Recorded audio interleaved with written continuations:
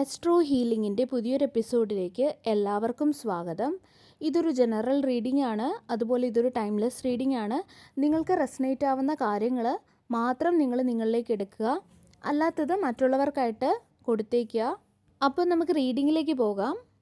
നിങ്ങളുടെ ഓറ വളരെയധികം സ്ട്രോങ് ആണ്, അത്രയധികം പോസിറ്റീവുമാണ്. അത് കണ്ടിട്ട് പല ആൾക്കാർക്കും നിങ്ങളോട് വളരെയധികം അസൂയ തോന്നുന്നുണ്ട്. നിങ്ങളെക്കുറിച്ച് ഓർക്കുമ്പോൾ അവർക്ക് വല്ലാത്ത അസ്വസ്ഥത ഉണ്ടാകുന്നതായിട്ട് കാണാം.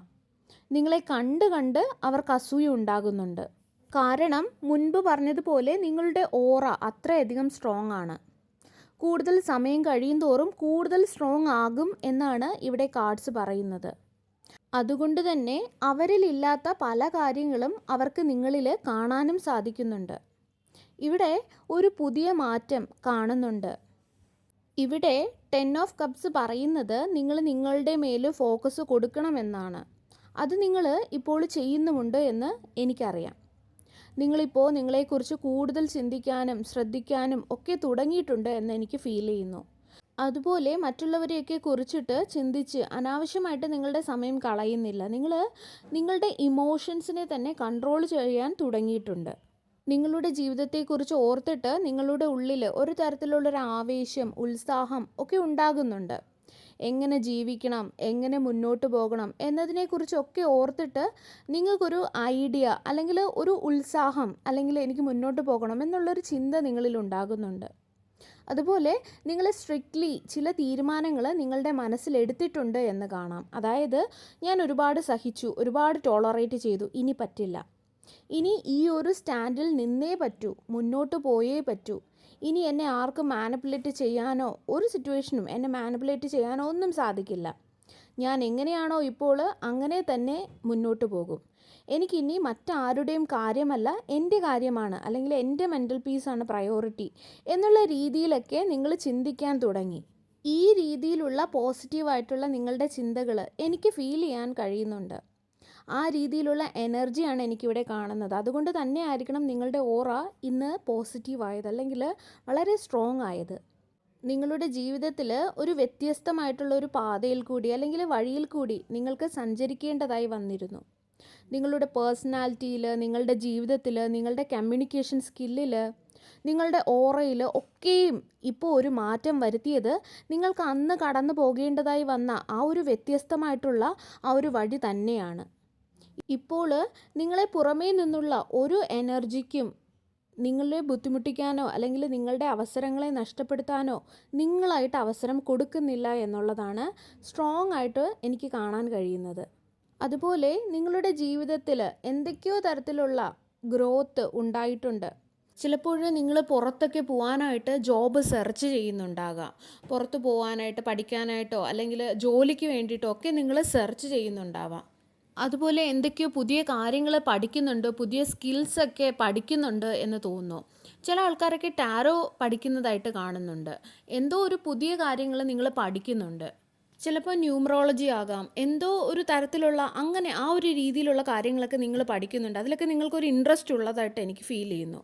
ചില വ്യക്തികൾക്ക് ഇപ്പോഴും അവരുടെ ലൈഫിൽ ആരൊക്കെയോ അധികാരം സ്ഥാപിക്കാൻ ശ്രമിക്കുന്നതായിട്ടും അല്ലെങ്കിൽ നെഗറ്റീവായിട്ടുള്ള ചിന്തകൾ നിങ്ങളുടെ ഉള്ളിൽ തരുന്നതായിട്ടും അല്ലെങ്കിൽ നെഗറ്റീവായിട്ടുള്ള തോട്ട്സ് നിങ്ങളുടെ ഉള്ളിൽ ഉണ്ടാകാൻ കാരണമാകുന്ന രീതിയിൽ നിങ്ങളോട് പെരുമാറുന്നതായിട്ടുമൊക്കെ എനിക്ക് ഫീൽ ചെയ്യുന്നുണ്ട്. പക്ഷേ നിങ്ങളത് ഇപ്പോൾ അത് നിങ്ങൾ കണ്ടില്ല കേട്ടില്ല എന്ന് നടിക്കുന്നതായിരിക്കാം. പക്ഷെ നിങ്ങളെ അത് ബാധിക്കാത്ത രീതിയിൽ നിങ്ങൾ മുന്നോട്ട് പോകുന്നുണ്ട്. കാരണം നിങ്ങൾക്ക് മുന്നോട്ട് പോകണം, എനിക്ക് എന്തൊക്കെയോ ആകണം, എനിക്ക് എന്തെങ്കിലും പഠിക്കണം, എനിക്ക് മുന്നേറണം, എനിക്ക് ജോലി ചെയ്യണം, എനിക്ക് എൻ്റെ കാര്യം ഫോക്കസ് ചെയ്യണം, ഈ ഒരു രീതിയിലാണ് ഇപ്പോൾ നിങ്ങൾ ചിന്തിക്കുന്നത്. ഒരിക്കലും നിങ്ങളെ പിടിച്ചു വെച്ചിരുന്ന ആ ഒരു നെഗറ്റിവിറ്റി ചിലർക്കിപ്പോഴും കൂടെ ഉണ്ടെങ്കിൽ പോലും അവർ അത് മൈൻഡ് ചെയ്യുന്നില്ല. അതായത് ആ ഒരു ഇതിൽ തളർന്നു പോകുന്നില്ല. ആ ഒരു നെഗറ്റിവിറ്റിയിൽ എൻ്റെ ലൈഫ് പോയി എന്നുള്ള രീതിയിൽ നിൽക്കാതെ മുന്നേറാനാണ് ശ്രമിക്കുന്നത്.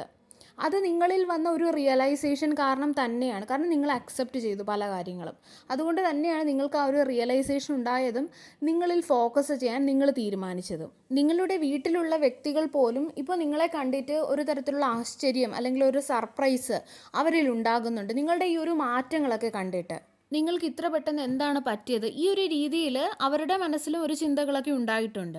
നിങ്ങളിൽ വന്ന ആ ഒരു മാറ്റം, നിങ്ങളിന്ന് പഴയതുപോലെ ഡിപ്രസ്ഡ് ആയിട്ട് അല്ലെങ്കിൽ വളരെയധികം തളർന്ന അവസ്ഥയിൽ അല്ലെങ്കിൽ ഒന്നിനും ഒരു ഉത്സാഹം ഇല്ലാത്ത രീതിയിലല്ല. നിങ്ങളിൽ ഒരു ഉത്സാഹം, ഒരു എക്സൈറ്റ്മെൻ്റ് ഒക്കെ ഉണ്ടായിട്ടുണ്ട്. അതൊക്കെ കാണുമ്പോൾ നിങ്ങളുടെ ചുറ്റും നിന്ന വ്യക്തികൾക്ക് വളരെയധികം സർപ്രൈസ് ആവുന്നുണ്ട്. ഇവർക്ക് എന്താണ് ഇത്ര പെട്ടെന്ന് പറ്റിയത്, ഇവരെങ്ങോട്ടാണ് ഈ പോകുന്നത്, ആ ഒരു രീതിയിലൊക്കെ അവർ ചിന്തിക്കുന്നുണ്ട്. ആ ഒരു രീതിയിലുള്ള ഒരു ഷിഫ്റ്റ് നിങ്ങളുടെ ലൈഫിൽ ഉണ്ടായിട്ടുണ്ട്.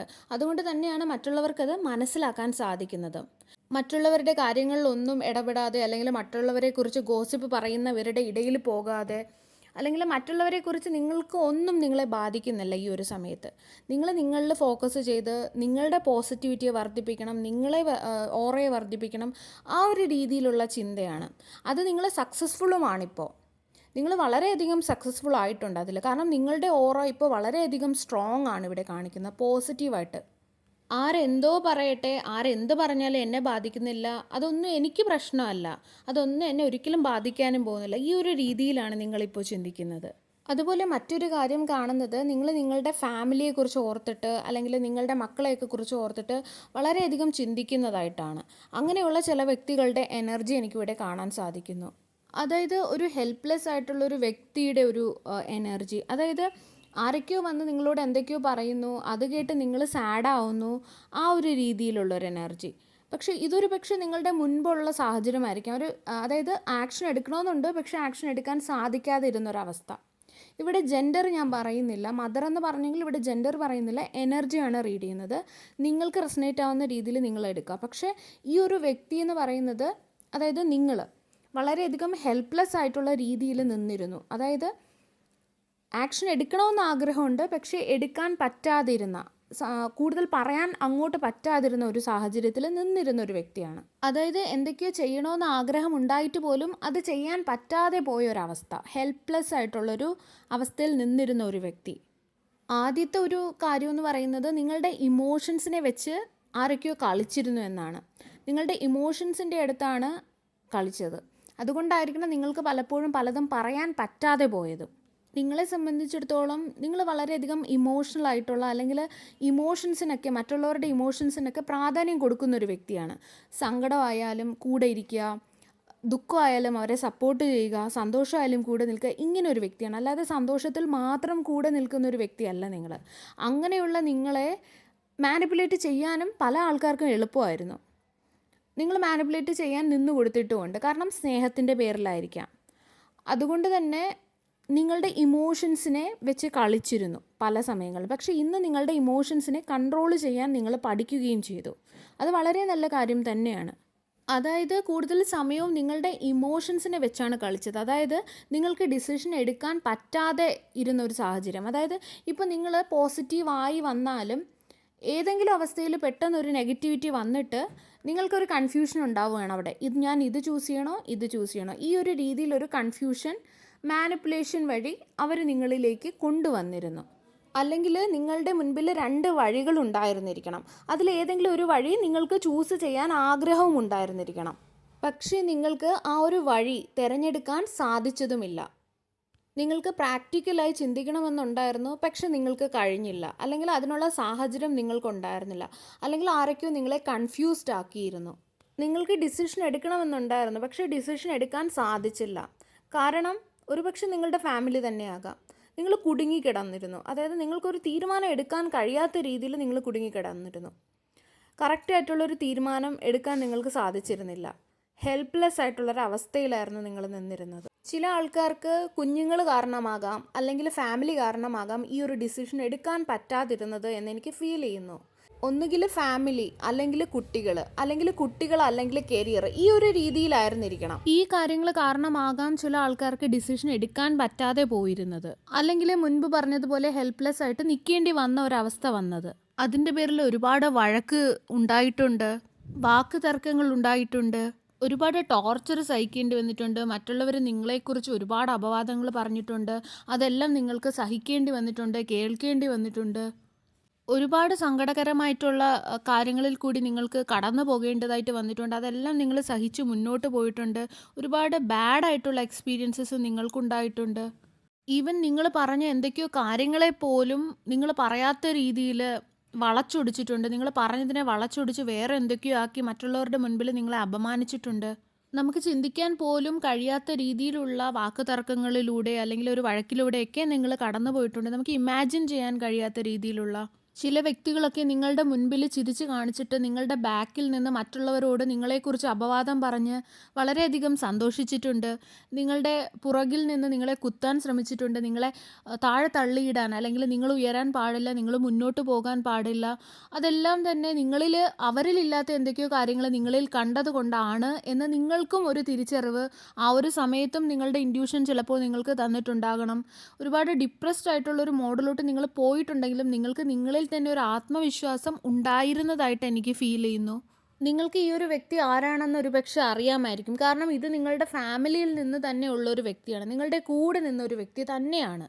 നിങ്ങൾ വളരെയധികം നല്ല രീതിയിൽ കൊണ്ടുപോയിക്കൊണ്ടിരുന്ന നിങ്ങളുടെ ആ ഒരു കുടുംബം, അല്ലെങ്കിൽ നിങ്ങളുടെ ആ ഒരു ഫാമിലിയിൽ ഒരു തേർഡ് പേഴ്സൺ വന്നിട്ട്, അല്ലെങ്കിൽ ഒരു മൂന്നാമത് ഒരു വ്യക്തി വന്നിട്ട്, അതും നിങ്ങളുടെ ഫാമിലിയിൽ നിന്നുള്ളത് തന്നെ ആവാം, അങ്ങനെ ഒരു വ്യക്തി വന്നിട്ട് ഒരുപാട് പ്രശ്നങ്ങൾ നിങ്ങളുടെ ലൈഫിൽ ഉണ്ടാക്കി, നിങ്ങൾ അത്രയധികം സംരക്ഷിച്ച് അത്രയധികം ആഗ്രഹിച്ച ആ ഒരു ഫാമിലിയിൽ ഒരുപാട് പ്രശ്നങ്ങൾ സൃഷ്ടിച്ച് നിങ്ങളെ മാനസികമായിട്ട് തകർത്ത് നിങ്ങളുടെ ഗ്രോത്തിനെ നശിപ്പിക്കാനൊക്കെ ശ്രമിച്ചിരുന്നു. പക്ഷേ എന്ത് തന്നെയായാലും നിങ്ങൾക്ക് ആ ഒരു സമയത്ത് ഹെൽപ്ലെസ് ആയിട്ട് നിൽക്കേണ്ടി വന്നെങ്കിലും, അല്ലെങ്കിൽ ആ ഒരു സമയത്ത് നിങ്ങൾക്ക് വേണ്ടിയിട്ട് ഒരു സ്റ്റാൻഡ് എടുക്കാൻ കഴിയാതെ പോയെങ്കിലും, പിന്നീട് നിങ്ങൾക്ക് വേണ്ടിയിട്ട് സ്റ്റാൻഡ് എടുക്കുന്നതായിട്ടും ആക്ഷൻ എടുക്കുന്നതായിട്ടും, നിങ്ങൾക്ക് വേണ്ടിയിട്ട് നിങ്ങളുടെ കാര്യങ്ങൾ ഫോക്കസ് ചെയ്യുന്നതായിട്ടും, നിങ്ങളുടെ ഗ്രോത്തിന് വേണ്ടിയിട്ട് നിങ്ങൾ കാര്യങ്ങൾ ചെയ്യുന്നതായിട്ടുമാണ് എനിക്ക് കാണുന്നത്. ഈ ഒരു ആൾ വന്നതും അല്ലെങ്കിൽ ആ ഒരു അനുഭവങ്ങളും എല്ലാം തന്നെ നിങ്ങൾക്ക് ഒരുപാട് കാര്യങ്ങൾ നിങ്ങൾക്ക് അറിയാത്തത് പഠിക്കാൻ വേണ്ടി തന്നെയായിരുന്നു. അതുകൊണ്ട് തന്നെ ആ ഒരു വ്യത്യസ്തമായിട്ടുള്ളൊരു പാത്ത് അതിൽ കൂടി നിങ്ങൾ പോകേണ്ടിയിരുന്നത് അത് നിങ്ങളുടെ ഡെസ്റ്റിനിയിലുണ്ടായിരുന്നു. നിങ്ങൾ അങ്ങനെ ആ ഒരു പാത്തിൽ കൂടെ പോകണം, ആ ഒരു വഴിയിൽ കൂടി സഞ്ചരിക്കണം, ഈ ഒരു വ്യക്തി നിങ്ങളുടെ ലൈഫിൽ വരണം, ഈ ഒരു എക്സ്പീരിയൻസസിൽ കൂടി നിങ്ങൾ കടന്നു പോകണം എന്നെല്ലാം നിങ്ങളുടെ ആ ഒരു ഡെസ്റ്റിനിയിൽ, നിങ്ങളുടെ ആ ഒരു വിധിയിലുണ്ടായിരുന്നു. കാരണം നിങ്ങൾ പഠിക്കാൻ ഇനിയും ഒരുപാടുണ്ടായിരുന്നു. അതുപോലെ മറ്റൊരു കാര്യം ഇവിടെ കാണുന്നത്, നിങ്ങളുടെ പുറകിൽ നിന്നും നിങ്ങളെ വീഴ്ത്താൻ നോക്കിയ വ്യക്തികളായിക്കോട്ടെ, അല്ലെങ്കിൽ നിങ്ങളുടെ കൂടെ നിന്നിട്ട് നിങ്ങൾക്ക് പണി തരാൻ നോക്കിയ വ്യക്തികളായിക്കോട്ടെ, നിങ്ങളുടെ ഡൗൺഫോൾ കാണാൻ കാത്തിരുന്നവരായാലും, നിങ്ങളോട് അസൂയുള്ളവരായാലും, ആരായാലും, ഇവരെയൊക്കെക്കാൾ നിങ്ങൾക്ക് പ്രോബ്ലംസ് ആയത് നിങ്ങൾക്ക് ചില വ്യക്തികളോടുണ്ടായിരുന്ന അറ്റാച്ച്മെൻറ്റ്സ് ആയിരുന്നു. സ്നേഹത്തിൻ്റെ പേരിലായിക്കോട്ടെ, എന്തിൻ്റെ പേരിലായിക്കോട്ടെ, നിങ്ങൾക്ക് അവരോടുണ്ടായിരുന്ന അമിതമായിട്ടുള്ള അറ്റാച്ച്മെൻറ്റ്സ്, അമിതമായിട്ടുള്ള സ്നേഹം, അല്ലെങ്കിൽ അമിതമായിട്ടുള്ള പ്രതീക്ഷകൾ, ഇതൊക്കെയായിരുന്നു നിങ്ങളുടെ ഏറ്റവും വലിയ ശത്രു എന്ന് പറയുന്നത്. ഈ വ്യക്തികളെക്കാൾ വലിയ നിങ്ങളുടെ ശത്രു നിങ്ങളുടെ അമിതമായിട്ടുള്ള അവരോടുള്ള പ്രതീക്ഷകളും അവരോടുള്ള അറ്റാച്ച്മെൻറ്റ്സുമായിരുന്നു. കാരണം ഇവിടെ നിന്നായിരുന്നു എല്ലാത്തിൻ്റെയും തുടക്കമുണ്ടായത്. നിങ്ങൾ മനസ്സിലാക്കേണ്ട ഒരു കാര്യം, ഏത് നിമിഷവും അവസാനിക്കാവുന്ന ഒരു ജീവിതമാണ് നമ്മുടെ എല്ലാവരുടെയും. ആ ഒരു ജീവിതത്തിലാണ് നമ്മൾ അനാവശ്യമായിട്ട് മറ്റുള്ളവർ കാരണം, അല്ലെങ്കിൽ നമ്മളുടെ തന്നെ ഓവർ തിങ്കിങ് കാരണം നമ്മൾ നശിപ്പിച്ച് കളയുന്നത്. വെറുതെ സ്ട്രെസ് അടിച്ച്, വെറുതെ ടൈം വേസ്റ്റ് ആക്കി, നെഗറ്റീവ് ചിന്തകൾക്ക് ഇടം കൊടുത്ത്, നെഗറ്റീവ് വ്യക്തികൾക്കൊക്കെ ഇടം കൊടുത്ത് നമ്മുടെ വേസ്റ്റാക്കി കളയുന്നത്. എപ്പോൾ വേണമെങ്കിലും അവസാനിച്ച് പോകാവുന്ന ഒരു ജീവിതമാണ് നമ്മുടെയൊക്കെ. ആ ഒരു ജീവിതം നമ്മൾ കൃത്യമായിട്ട് ജീവിക്കുന്നുണ്ടോ എന്ന് നിങ്ങൾ ഉറപ്പ് വരുത്തുക.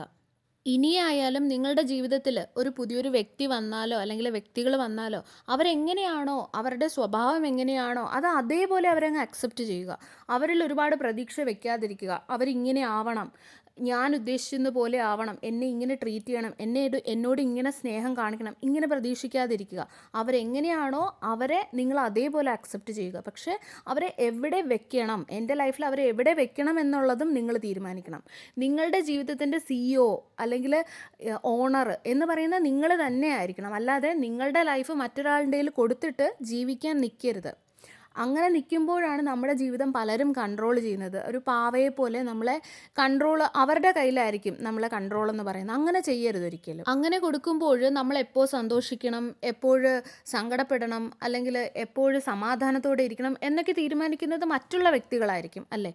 അതുകൊണ്ട് നമ്മുടെ ലൈഫിൻ്റെ CEO എന്ന് പറയുന്നത് നമ്മൾ തന്നെ ആയിരിക്കണം. അതുപോലെ മറ്റൊരു കാര്യം, നിങ്ങളുടെ ലൈഫിൽ റിപ്പീറ്റായിട്ട് വരുന്ന പാറ്റേൺസ്, അത് എന്ത് തന്നെയായാലും, അത് നിങ്ങൾ ചിലപ്പോൾ റിലേഷൻഷിപ്പിൻ്റെ കാര്യം എടുക്കുവാണെങ്കിൽ, ഭയങ്കര അബ്യൂസീവായിട്ടുള്ള അല്ലെങ്കിൽ നെഗറ്റീവായിട്ടുള്ള ഒരു റിലേഷൻഷിപ്പിൽ നിന്നും നിങ്ങൾ രക്ഷപ്പെട്ട് വന്നിട്ടുണ്ട്. പക്ഷേ വീണ്ടും നിങ്ങൾ അട്രാക്റ്റ് ചെയ്തത്, അല്ലെങ്കിൽ വീണ്ടും നിങ്ങൾ ചെന്നുപെട്ടത് അതേപോലെ ഒരു റിലേഷൻഷിപ്പിലാണ്, അല്ലെങ്കിൽ അതുപോലെ ഏത് സാഹചര്യം ആയിക്കോട്ടെ, അങ്ങനെയാണെങ്കിൽ, അതായത് ആ ഒരു പാറ്റേൺ നിങ്ങൾക്ക് റിപ്പീറ്റ് ചെയ്യുന്നുണ്ടെങ്കിൽ ലൈഫിൽ, അല്ലെങ്കിൽ നിങ്ങളുടെ ചുറ്റുമുള്ള വ്യക്തികളായിക്കോട്ടെ, അങ്ങനെയുള്ള വ്യക്തികളാണ് നിങ്ങൾ റിപ്പീറ്റ് അടിച്ച് നിങ്ങളുടെ അടുത്ത് വരുന്നതെങ്കിൽ നിങ്ങൾ മനസ്സിലാക്കുക അവിടെ നിന്നും നിങ്ങൾ ലെസൺ പഠിച്ചിട്ടില്ല എന്ന് തന്നെയാണ്. നിങ്ങൾ ലെസൺ പഠിച്ചു കഴിഞ്ഞാൽ തീർച്ചയായിട്ടും നിങ്ങളുടെ ലൈഫിൽ ഗ്രോത്ത് ഉണ്ടാകും. നിങ്ങളുടെ ലൈഫിലുള്ള ആ ഒരു ലൂപ്പ്, നിങ്ങൾ ആ പാറ്റേൺ ആയിട്ടുള്ള ആ ഒരു ലൂപ്പ് അവസാനിക്കും. നിങ്ങൾ ആ ലൂപ്പിൽ നിന്നും ആ ലൂപ്പ് മുറിച്ച് നിങ്ങൾ പുറത്ത് കടന്ന് നിങ്ങൾക്ക് ഗ്രോത്ത് ഉണ്ടാവും.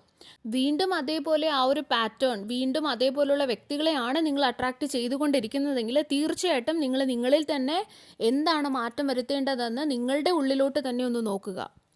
അതിനുശേഷം നിങ്ങൾ ഡിഫറെൻ്റ് ആയിട്ടുള്ള ആ ഒരു ഡിസിഷൻ നിങ്ങൾ എടുക്കുക. ആ ഒരു സമയത്ത് നിങ്ങളിൽ തീർച്ചയായിട്ടും ആ ഒരു ഗ്രോത്ത് ഉണ്ടാവും. ഇവിടെ വളരെ സ്ട്രോങ് ആയിട്ടുള്ള ഓറയുള്ള വ്യക്തികളുടെ എനർജി കാണുന്നുണ്ട്. അതുകൊണ്ട് തന്നെ എനിക്ക് ഫീൽ ചെയ്യുന്നത് ഒരുപാട് വ്യക്തികൾ ഈ ലൂപ്പിൽ നിന്നും കടന്നു വന്നവരാണ് എന്നാണ്. സർവേശ്വരൻ്റെ എല്ലാവിധ അനുഗ്രഹങ്ങളും നിങ്ങൾക്ക് എല്ലാവർക്കും ഉണ്ടാകട്ടെ. വീണ്ടും ഒരു വീഡിയോയുമായി നമുക്ക് വീണ്ടും കാണാം. നന്ദി.